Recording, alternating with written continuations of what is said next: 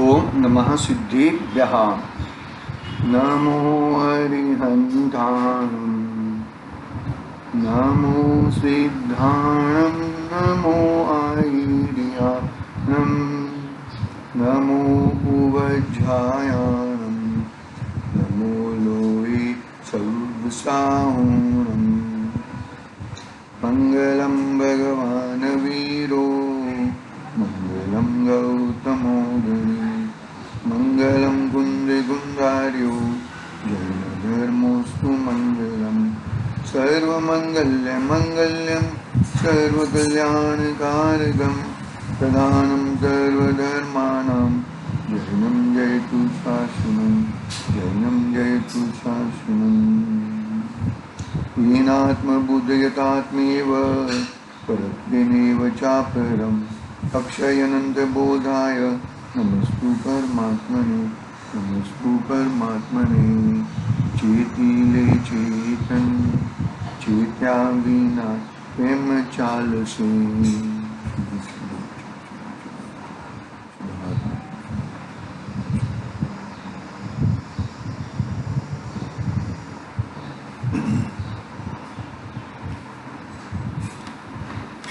पूज्यपाद स्वामी का ये महान ग्रंथ अपने सामने विराजमान है। समाधि तंत्र अंतिम चरण में है। कल बात कही कि मोक्ष है वो यत्न साध्य है और अयत्न साध्य भी है। दोनों बात कहते हो, गड़बड़ वाली बात नहीं है। एक ही बात कहो ना कि परद्रव्य में तू कुछ कर सकता नहीं है, इसके लिए अयत्न साध्य है। और तू स्वयं में रहने से, वो भी पुरुषार्थ है, वो भी प्रयत्न है, वो भी यत्न है। पर में कुछ करना नहीं, वो तो यह कुछ कर सकता नहीं है, वो यह अयत्न हो गया। और यत्न यानी कि मैं मेरे में ही रहूं, वो यत्न साध्य है। समझने जैसी बातें हैं, शांति से धीरज पूर्वक विचार पूर्वक हमें समझना चाहिए। अभी आगे आचार्य देव और बात बताते हैं कि यदि मरण से पहले आत्मा मर जाता है, आत्मा निकल जाता है, तो गड़बड़ हो जाएगा। आत्मा ऐसा चीज है, जीव ऐसा पदार्थ है, जीव ऐसा द्रव्य है कि वो कभी द्रव्य का नाश नहीं होता, द्रव्य की सत्ता का नाश नहीं होता।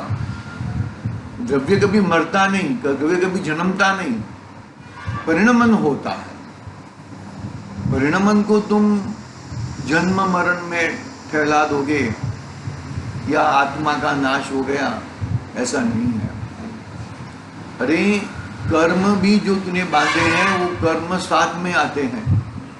कर्माण वर्गणा है ना, साथ में आती है जो तूने कर्म बांधे हैं। वो अभी के जो कर्म हम भोग रहे हैं ना, देखो कर्म की अवस्था में भी कोई हमने कर्म बांधे हैं तो वो एक अबाधा काल भी समय रहता है। अबाधा काल मानो कि हमने 300 साल के लिए कर्म बांधे, तो वो उसका 300 साल, तो वो 10% वर्ष का 10% यानी कि 30 साल तक तो वो उदय में नहीं आते। बाद में उदय में आने का चालू होता है, वो अबाधा काल है। तो ऐसी व्यवस्था कर्मों में भी ऐसी व्यवस्था है। तो कहने का भावार्थ यहाँ पर आचार्य देव ये कहना चाहते हैं कि जो द्रव्य उद्गत द्रव्य है, जीव द्रव्य है, जो भी सब द्रव्य है, वो द्रव्य अपने अपने हिसाब से काम करते हैं, अपने गुणों के हिसाब से, अपने गुणों का परिणमन के हिसाब से वैसा ही काम करते हैं। तुम ऐसा मानते हो कि ये जीव मर गया, अरे जीव मरता नहीं है। जीव का परिणमन कर्म के हिसाब से उसका ये क्षेत्र से क्षेत्रांतर हुआ है, बाकी जीव का कुछ होता नहीं है। देखो हमारा 100 नंबर की गाथा पूरी हुई थी, जो यहाँ पर 101 नंबर की गाथा में आचार्य देव यह बात बताने वाले हैं कि मरण हुआ, तो वो तो मरण तो किसका हुआ? वो जो, अरे किसी का भी मरण नहीं हुआ, उद्गल का भी मरण नहीं हुआ, शरीर का भी मरण नहीं हुआ। वो शरीर में रहने का समय पूरा हुआ, उसको मरण कहते हैं। ये शरीर में रहने का यह काल, मानो कि अभी ये जो है ना 2 इंद्रिय 3 इंद्रिय जीव हैं, बराबर, तो वो उनका आयुष्काल बहुत कम रहता है। कितना, मानो कि वो मॉस्किटो मच्छर इत्यादि रहते हैं, वो 2-3 दिन के आयुष्य रहते हैं, 2 या 3 दिन का आयुष्य रहता है उनका, बराबर, मैक्सिमम। ऐसा कौन है, वो जो भी है वो, तो वो जन्मते भी फास्ट है और मरते भी फास्ट है। लाखों में जन्मते, लाखों में मरते हैं। तो वो गति में, वो शरीर के साथ, उसके साथ रहने का समय इतना ही था, आयु इतना ही था, तो वो हिसाब से इतना रहा और बाद में चल बसे। तो इसमें न वो शरीर भी पुद्गल था, वो पुद्गल ही रहता है, तो पुद्गल शरीर पुद्गल रहता है, तो जीव क्या, जीव मर जाता है क्या? जीव भी जीव रूप रहता है। पकड़ना बात को, मतलब मैं इतना विस्तृत इसके लिए कहता हूँ, ये जीव मर गया, ऐसा शोक वो कम करते हैं ना, वो थोड़ा कम हो जाएगा। अरे क्षेत्र से क्षेत्रांतर होता है, परिणमन होता है। महावीर भगवान मोक्ष में चले गए तो जीव मर गया क्या? नहीं, अरे वो पहले भी जीव थे, अभी भी जीव है। पहले मानो कि परम औदारिक शरीर सहित यहाँ पर मध्यलोक में विराजते थे, अभी वहाँ से पावापुरी से समश्रेणीय विराजमान वहाँ पर है, सिद्धालय में है, मोक्ष में है। तो कहने का भावार्थ यहाँ पर यह है कि जीव कभी मरता नहीं, जीव मरता नहीं है। देखो वो बात लेके आचार्य देव 101 नंबर की गाथा कहते हैं। देखो, मरण रूप विनाश से उत्तर काल में, यानी कि विनाश के पश्चात आत्मा का अभाव सिद्ध होवे तो, आत्मा का अभाव सिद्ध होवे तो उसका सर्वदा अस्तित्व किस प्रकार सिद्ध होएगा? मरण रूप विनाश के उत्तर काल में, विनाश के पश्चात आत्मा का अभाव सिद्ध होवे तो उसका सर्वदा अस्तित्व किस प्रकार सिद्ध होगा, ऐसा कहने वाले के प्रति कहते हैं। मानो कि मरण हुआ, मरण के साथ में वो आत्मा भी मर जाती है, ऐसा हम कहेंगे तो क्या होएगा? अरे भाई, आत्मा जो शरीर है वो भी पहले पुद्गल था और बाद में भी पुद्गल रूप भी रहता है। वो उसमें पहले भी स्पर्श रस गंध वर्ण था, बाद में भी स्पर्श रस गंध वर्ण था, वर्ण रहेगा। परिवर्तन होता है, द्रव्य में परिणमन होता है, लेकिन परिणमन को यदि तुम मौत कह दोगे और वो जीव मर गया, ऐसा कहने का कोई तात्पर्य नहीं है। वो जीव भी द्रव्य है और द्रव्य अपने हिसाब से रहता ही है वो, तो उसकी मरण। देखो क्या कहते हैं यहाँ पे 101 नंबर की गाथा योगानुयोगाई है। देखो, सपने दृष्टे विनष्टेपि गनाशेस्ति यथात्मना तथा जागर दृष्टेपि विपर्यासा विशेषतः। देहनाश के स्वप्न में यथा न निज का नाश, जागृत देह वियोग में तथा आत्म अविनाश। कितना सुंदर उदाहरण दिया कि हमने स्वप्न में देखा। क्या स्वप्न में देखा? कि मैं मर गया हूँ। क्या देखा? स्वप्न में देखा कि मैं मर गया हूँ। फिर जागृत अवस्था में क्या देखा? कि भाई अरे मैं मरा नहीं हूँ, मैं तो वैसा का वैसा ही हूँ, वो तो स्वप्न था, वो तो गलत था। तो ठीक इसी तरह जागृत अवस्था में देह के वियोग में तथा आत्म अविनाशी है। देह के जागृत अवस्था में देह के वियोग में आत्मा का नाश कभी होता नहीं है। मतलब योगानुयोग हमारे एक है हमारे तो कहने का भाव यहाँ पर देह के संयोग से ये जिंदा हो गया, ये इसका जन्म हो गया, और देह के वियोग में इसका मरण हो गया, वो बात बरोबर बैठती नहीं है। क्योंकि जीव है, वो जीव जीवत्व शक्ति से, दर्शन ज्ञान चारित्र आदि अनंत गुणों से विद्यमान है, उसका कभी नाश होता नहीं है। देखो अनुवाद पढ़ रहा हूं।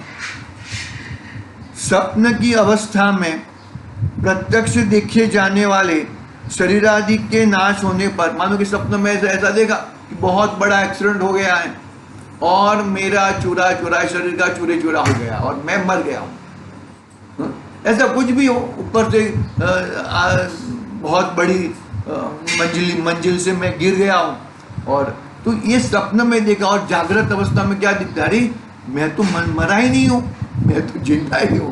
तो क्या कहते हैं, स्वप्न की अवस्था में प्रत्यक्ष देखे जाने वाले शरीर आदि के विनाश होने पर भी जिस प्रकार आत्मा का नाश नहीं होता, उसी प्रकार जागृत अवस्था में भी दृष्ट शरीर आदि का विनाश होने पर भी आत्मा का नाश नहीं होता। क्योंकि दोनों ही अवस्थाओं में विपरीत प्रतिभास में कोई अंतर नहीं है। क्योंकि दोनों ही अवस्थाओं में विपरीत प्रतिभास में कोई अंतर नहीं है, किसी भी प्रकार का अंतर नहीं है। पकड़ना बात को अच्छी तरह से, शांति से, धीरज पूर्वक, कि बात को तुम पकड़ोगे तो तुम पाओगे, नहीं तर भाई गड़बड़ हो जाती है। जीवन बहुत ही समझना चाहिए हमें।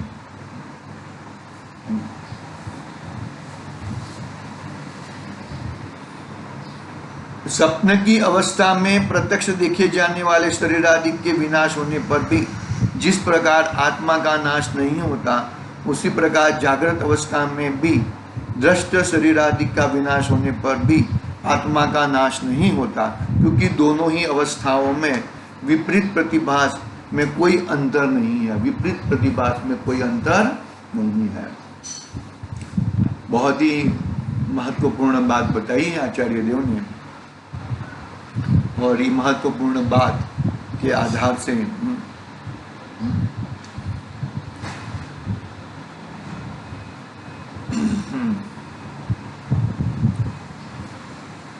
प्रतिभा, मतलब जो स्वप्न दशा में मर जाता, स्वप्न दशा में स्वप्न में देखा वैसा हो जाता,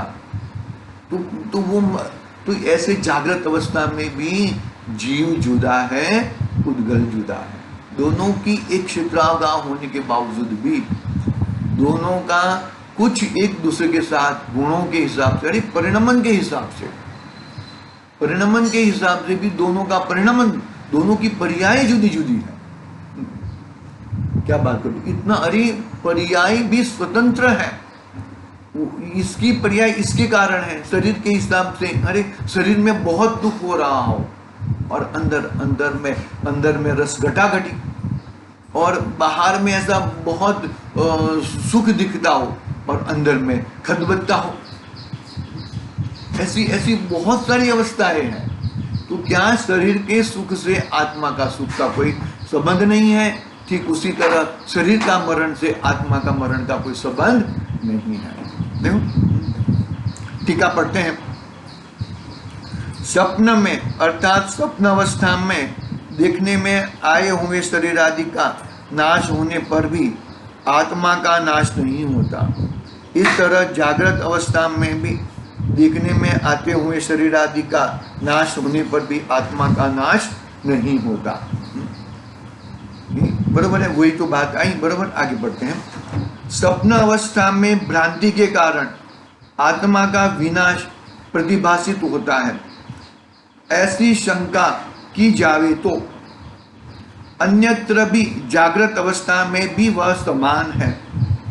भ्रांति रहित मनुष्य शरीर का विनाश होने पर आत्मा का विनाश वास्तव में नहीं मानता। इसलिए दोनों में, स्वप्न अवस्था में और जागृत अवस्था में भी विपर्यास में, भ्रांति में अंतर नहीं होने से, कितना जबरदस्त लॉजिक दिया कि स्वप्न अवस्था में भी भ्रांति थी और अभी जागृत अवस्था में भी तू भ्रांति रूप मान लेता है कि शरीर के मर जाने से आत्मा मर गया, ऐसी अवस्था होती नहीं है। अंतर नहीं होने से, भ्रांति समान होने से आत्मा का विनाश होने पर भी दिखता है ना, आत्मा का उसका विनाश प्रतिभासित होता है। उस प्रकार ऐसी भ्रांति जागृत अवस्था में भी होती है। मतलब देखो भाई, द्रव्य है वो द्रव्य परमानेंट है। अनादि से भगवान ने 6 द्रव्य देखे हैं। इसमें जीव नाम का भी एक द्रव्य है, उद्गल नाम का भी एक द्रव्य है, धर्म अधर्म आकाश और काल, बरोबर। 6 द्रव्य में कुछ होता नहीं है। परिणमन अपने गुणों के हिसाब से परिणमन होता है। वो गुण, शरीर मर गया और आत्मा मर गया, आत्मा मर जाता है, ऐसा होता नहीं है। शरीर का गुणधर्म अलग है और आत्मा के गुणधर्म अलग है। पकड़ना बात को अच्छी तरह से, बहुत ही समझने जैसी बातें हैं। उसी प्रकार ऐसी भ्रांति जागृत अवस्था में भी होती है, बरोबर है। इस तरह 101 नंबर का टीका पढ़ी है, भावार्थ पढ़ते हैं। देखो सब मतलब बात वही है भावार्थ में भी, लेकिन बहुत बिठाने जैसा है। हम लोग जो आर्ध ध्यान रौद्र ध्यान में चले जाते हैं, आर्ध ध्यान रौद्र ध्यान में न जाते हुए मृत्यु महोत्सव मनाना चाहिए। मृत्यु को एक महोत्सव, जन्म को मनाते हैं ऐसे मृत्यु को भी एक महोत्सव। मतलब क्यों कि आर्ध ध्यान रौद्र ध्यान से बचो, पापों से बचना हमारा कर्तव्य है। देखो स्वप्न में भी शरीर का नाश देखने पर भी आत्मा का नाश नहीं होता, तो भी आत्मा के नाश का भ्रम विपरीत प्रतिभासित होता है। उसी तरह जागृत अवस्था में भी शरीर का विनाश देखने पर भी आत्मा के विनाश का भ्रम होता है। दोनों अवस्थाओं में जो भ्रम होता है वह समान है, इसमें कोई अंतर नहीं है। जागृत स्वप्न अवस्था में भी तू मान रहा था कि मैं मर गया, जागृत अवस्था में भी मान रहा है कि वो मर गया, तो वो दोनों भ्रम जनित है। और भ्रम को दूर करने के लिए भ्रम को भगाना है। परमार्थ दृष्टि से देखा जाए तो स्वप्न में मनुष्य के शरीर का और उनके आत्मा का नाश नहीं होता। उसी तरह जागृत अवस्था में भी मरण से मनुष्य शरीर का और उसमें रहने वाला आत्मा का नाश नहीं होता, क्योंकि प्रत्येक द्रव्य सत्य है, प्रत्येक द्रव्य सत्तामय है। किसी की सत्ता किसी के कारण नहीं है, सब स्वतंत्र है। दरेक द्रव्य सत्य है, स्वतंत्र है। एक द्रव्य दूसरे द्रव्य का कार्य नहीं कर सकता। तो फिर ये द्रव्य, एक उद्गल द्रव्य मर जाने से आत्मा द्रव्य, अरे उद्गल द्रव्य भी नहीं मरता, वो भी कह दिया। बस उसका भी क्षेत्र से क्षेत्रांतर होता है, उसका भी परिणमन होता है, और या इसका भी क्षेत्र से क्षेत्रांतर होता है, परिणमन होता है सभी द्रव्यों का। सत्य का नाश कभी नहीं होता, मात्र उसकी पर्याय में परिवर्तन होता है। उसकी पर्याय में परिवर्तन होता है। एक पर्याय का वय दूसरी पर्याय का उत्पाद, और उन दोनों में द्रव्य में कायम रहना, ऐसी वस्तु स्थिति है, ऐसी वस्तु स्थिति है। ऐसी वस्तु स्थिति उत्पाद वय निरंतर होते रहता है। अभी भी शरीर में भी उत्पाद वय होता है, आत्मा में भी उत्पाद वय होता है। आत्मा का उत्पाद वय क्या? अरे आत्मा के जो परिणमन है, वो परिणमन का ये उत्पाद हुआ, बरोबर है। क्रोध रूपी भाव का उत्पाद हुआ और क्रोध रूपी भाव का नाश हुआ, बरोबर है। तो वो उत्पाद वय मानो कि उत्पाद वय में मानो कि जो पर्याय का उत्पाद हुआ है वही पर्याय का नाश होता है। पर्याय का नाश होता है, गुणों का नाश नहीं होता। विभाव पर्याय का नाश होता है, स्वभाव पर्याय का भी नाश होता है, लेकिन स्वभाव पर्याय तो स्वभाव में से निरंतर ऐसी कैसी पर्याय आती रहती है, बरोबर है। तो विभाव पर्याय का नाश इसके लिए होता है कि विभाव पर्याय वो द्रव्य की पर्याय नहीं है, द्रव्य ने दूसरी और देखा है, इसके लिए विभाव पर्याय का नाश होता है, वैसा कहा जाता है। द्रव्य का और उसके गुणों का कभी नाश होता नहीं है। अरे पर्याय भी एक समय की सत्य है, पर्याय भी एक समय की सत्य है, वो भी आएगी बात, देखेंगे वो। पर्याय भी एक समय की सत्य है, वो पर्याय है ना, वो पर्याय एक समय की सत्य क्यों है कि पर्याय वो स्वतंत्र अपने अपने अपने जन्म क्षण से जन्मी है, और अपने जन्म किसी ने भेजी है, किसने बनाई है, ऐसा पर्याय में भी होता नहीं है। अपनी ताकत से उठ खड़ी हुई है और अपनी ताकत से ही वो नष्ट होती है, ऐसी बातें हैं। ठीक है, वो पर्याय सत्य वाली बात देखेंगे आगे, ये विशेष स्पष्टीकरण है थोड़ा। और फिर 102 नंबर की गाथा है, 102 नंबर का कलश श्लोक, और फिर है थोड़ा है शिविर के जाने से पहले हम देखेंगे कहाँ तक होता है। इस तरह अभी की बात पूरी करते हैं। ओम नमः सिद्धि व्याह। निज निधि निज में बताई यह अनंत उपकार है, उसके लिए जिन वाणी माँ को वंदना सत